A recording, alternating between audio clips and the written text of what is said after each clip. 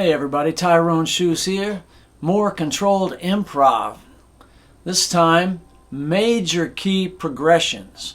One difference is a common tone, which we did not have in our previous examples. That's both a blessing and a curse. It's a blessing because you can just stay on the same note and it works for both chords.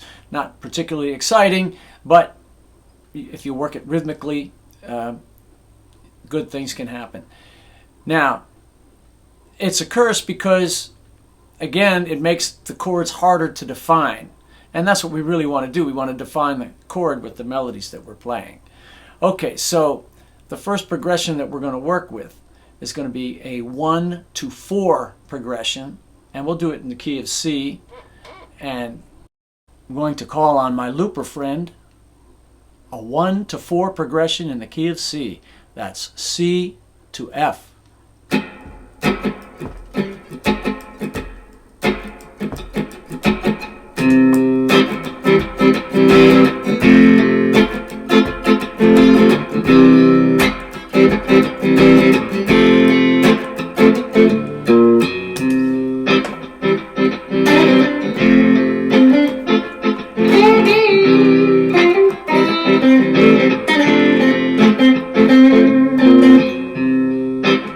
Okay, the loop feels good. So now we're gonna do our controlled improv, and we're gonna do it at the 5th fret area, which is not near our common C chord, but it's going to be the G shape if you're scoring at home. The notes C, E, and G represent the C chord, and there I just played them. And now the F is F, A, and C.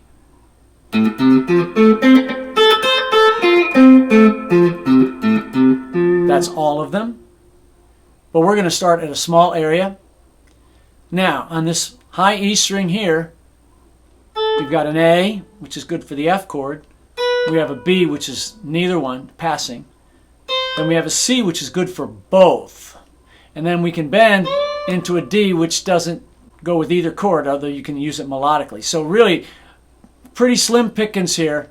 We got the C note for both chords, and then we have the A for the F chord. This won't take long.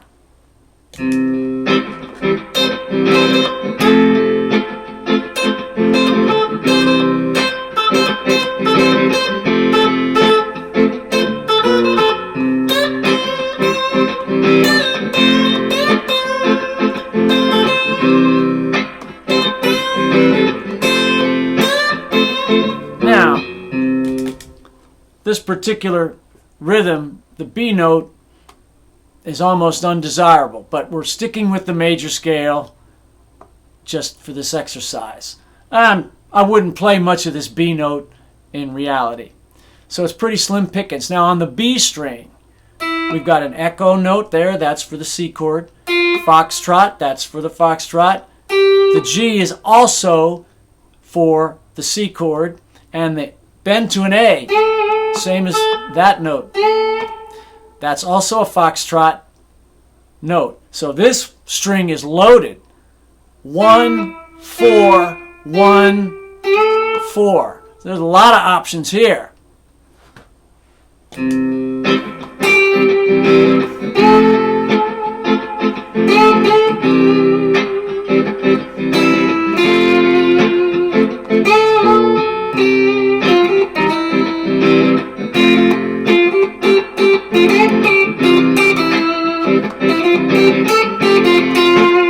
Combine the strings.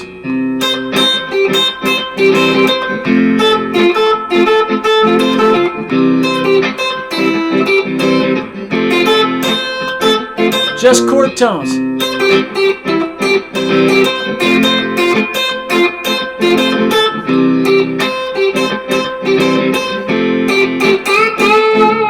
Now, melody.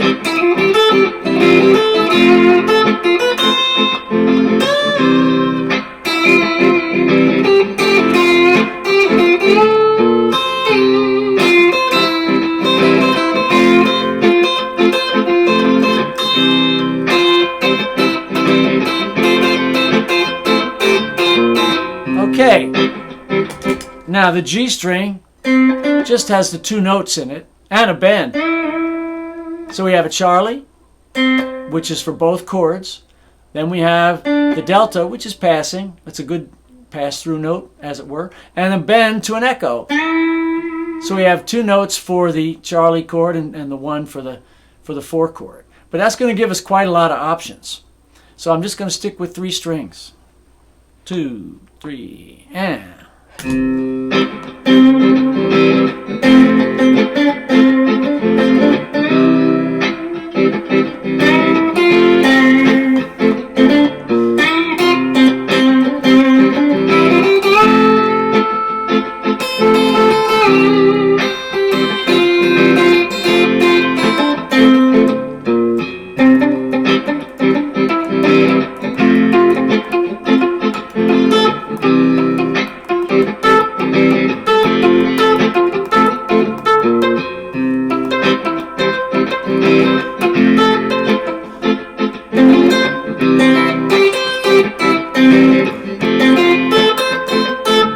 just chord tones.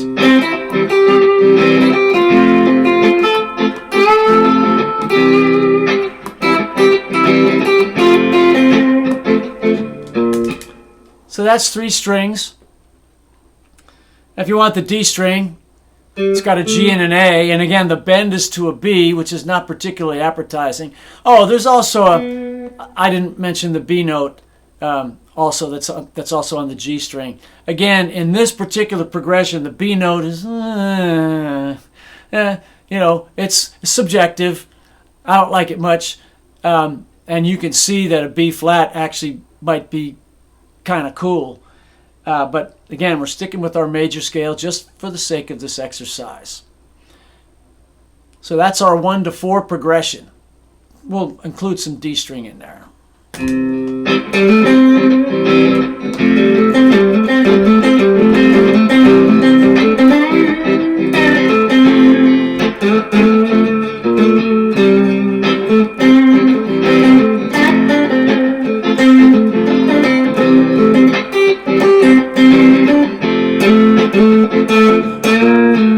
Right there is my B flat.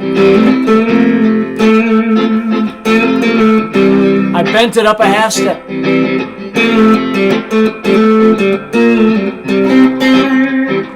And up here, yeah, the B flat makes me much happier.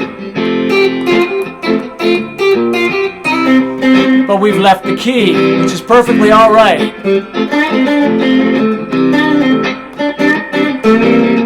There we go, B flat to an A, great resolution.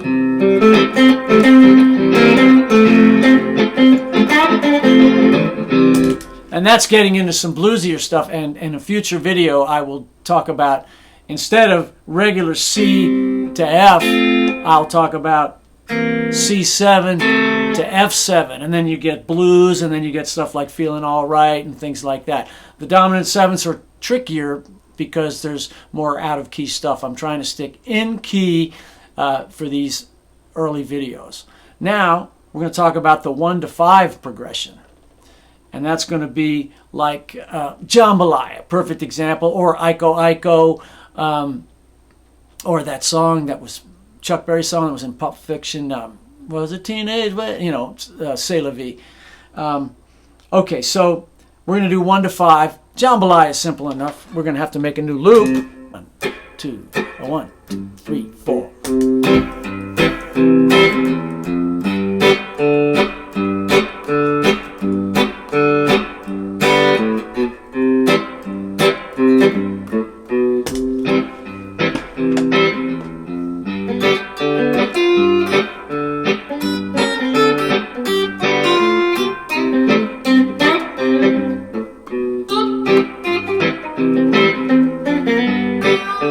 Loop feels good.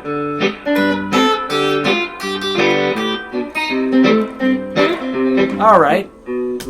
So now we can examine our strings again. We have Alpha, Bravo, Charlie, and Delta. Now the chords, it's still C, E, G for the Charlie chord, but for the golf chord, it's Golf, Bravo, Delta, G, B, D. Now, this is not the friendliest. There they are. Not the best grouping, but that's where they are. And if you switch locations, you're going to get more and less friendly groupings depending on which chord it is. But here we're going to start with the high E string. Alpha is for neither. This is a 5 chord right here. Bravo, that's for the G. That's for the 1, that's the C. And we have a delta, which is in the 5 chord. So we have some choices.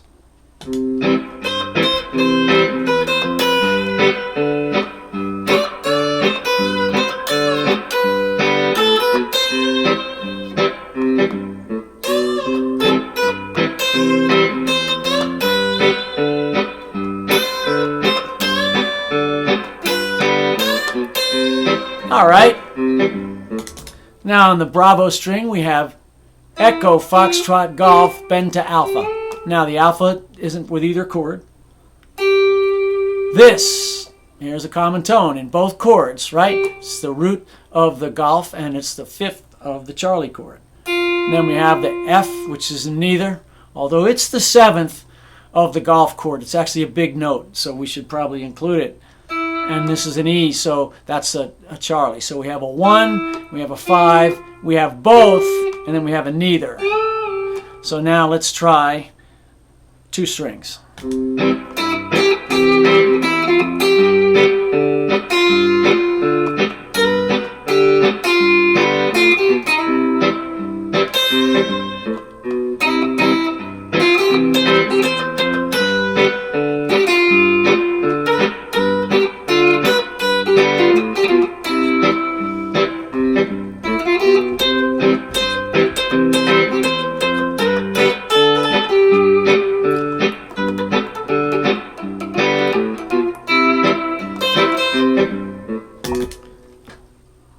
Now, on the G string, we've got a Bravo, big note, and a Charlie, and a Delta. So we have the Bravo and the Delta, they're for the 5 chord. We have a Charlie and an Echo, so there's lots going on here.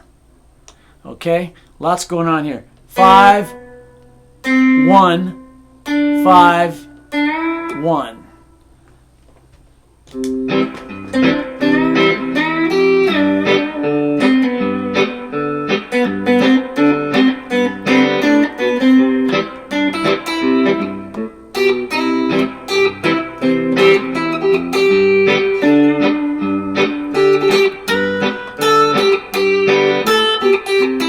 There's your melody.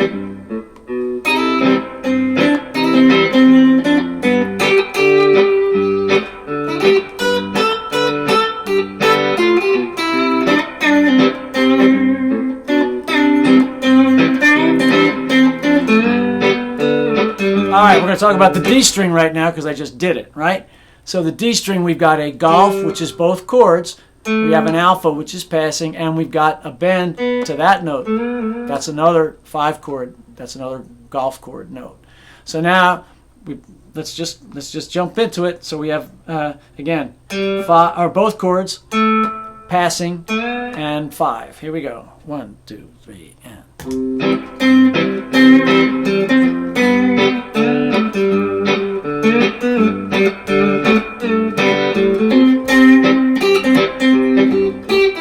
Common tone.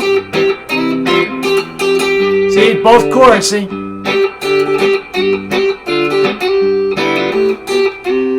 Alright, you might want to be a little less boring.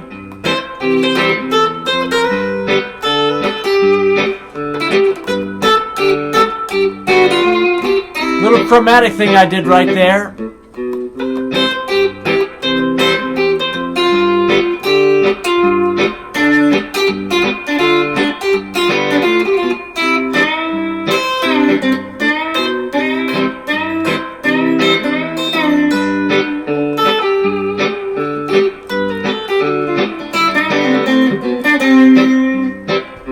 Alright, I did some chromatics in there. Sometimes when you need to fill space, like, you know, instead of going, or, right, let's say I'm over the 5 chord, and I want the G and the F, but I want 3 notes.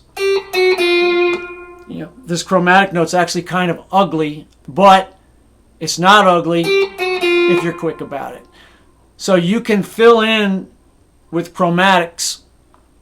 Like if I want an extra note, I use that one as well. So don't go too crazy with them, and don't let it stop you from knowing your scale very well. In other words, you should know the scale really well before you start adding extra stuff.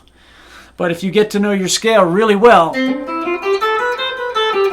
and you can do that in your sleep, then there's nothing wrong with playing, this stray note, and it's ugly, you can hear how ugly it is when it's by itself, is between 4 and 5. That's 3, 4, 5. But if I want, like, Oh When the Saints. But instead of that, if you want instead, yeah, that's out of key, but it's okay because you're resolving it to a note that's in key. So go easy with the chromatics, but they're nice. They're nice to have, and I do use them, and you should too. So we've talked about both 1 to 4 and 1 to 5, two extremely common chord progressions, and they both feature a common tone, which is both good and bad, as we said earlier. I hope this helps, and we'll see you in the next video.